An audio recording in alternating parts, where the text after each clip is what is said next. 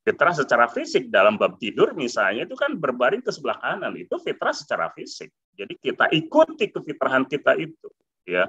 Kenapa? Karena di situ, ya, pada bagian mana, ya, hati kita itu berada, pada bagian mana kemudian makanan dan minum itu berada. Jangan sampai kemudian hati itu tertutup oleh isi perut kita, ya.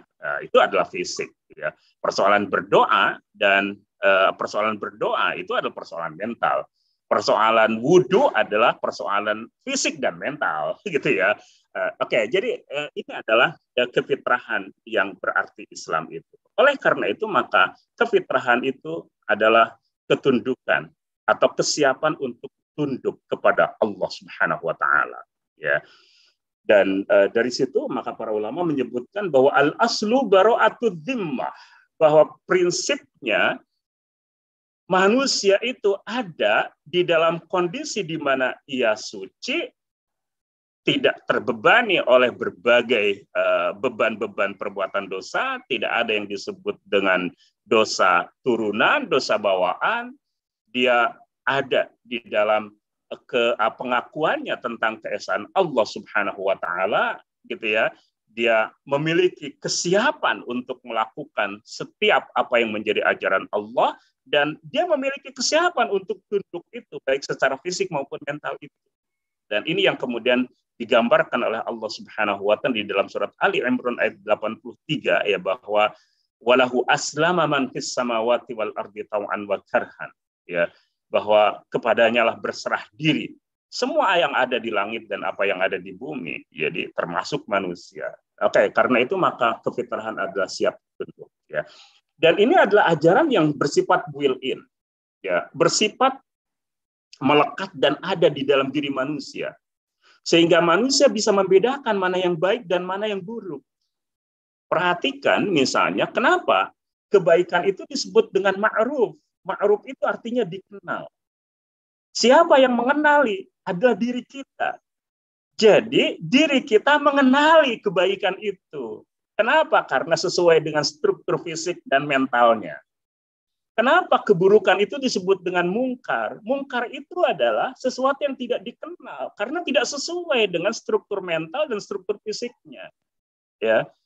Oleh karena itu maka ketika Wabisah datang kepada Nabi ingin bertanya tentang apa yang disebut dengan kebaikan dan keburukan, Rasul menyebutkan sambil menepuk dada Wabisah itu istabti qalbak 3 kali.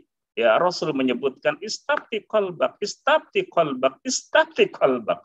Albirru matma'annat ilaihin nafsu. Kebaikan adalah sesuatu yang engkau tenang ketika melakukannya. Kenapa tenang melakukannya? Karena sesuai, ya, karena dikenal. Ini memang kebaikan.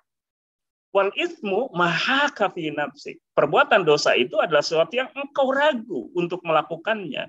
Wa karihta an yattali alaihin nas, dan engkau malu jika ketika engkau melakukan perbuatan itu ada orang yang melihatnya.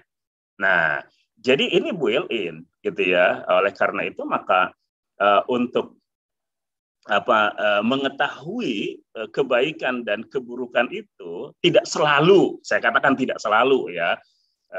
Tidak selalu, ya, itu satu-satunya sumbernya itu adalah dalil, tidak selalu. Dan itulah sebabnya mengapa banyak orang yang secara pendidikan itu tidak seberapa, tetapi kemampuan beramalnya luar biasa. Kenapa? Karena ada kesucian jiwanya itu. Benar-benar bahwa dia ada di dalam kefitrahannya. Sehingga tanpa ada dalil, tanpa dia dengar bagaimana ustadz, kiai, gitu ya, ulama berbicara, dia secara naluriah itu mengenali apa yang menjadi kebaikannya itu sehingga dia lakukan. Ya, meskipun dia tidak mendengar penjelasan dari para ulama mengenai satu keburukan, secara naluriah dia tahu bahwa itu merupakan keburukan dan dia tidak melakukannya. Ya. Oleh karena itu maka manusia itu mengetahui tentang kebaikan dan keburukan jiwanya. Balil insanu ala nafsi basirah walau alqa ma'adhirah. Meskipun banyak, ya, beralasan, banyak berapologi, ya, tetapi sebenarnya di dalam relung hati yang paling dalam dia tahu bahwa dirinya dalam posisi salah, gitu ya. Nah, jadi ini yang kemudian disebut dengan fitrah itu.